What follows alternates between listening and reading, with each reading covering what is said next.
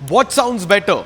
Is it this red VRS 230 with a APR Stage 3 tune, a Miltech downpipe and a Remus catback non-resonated exhaust system? Or is it this blue VRS 245 running a Stage 3 Venom performance tune, a custom downpipe and a VRS 230 catback with a MagnaFlow resonator?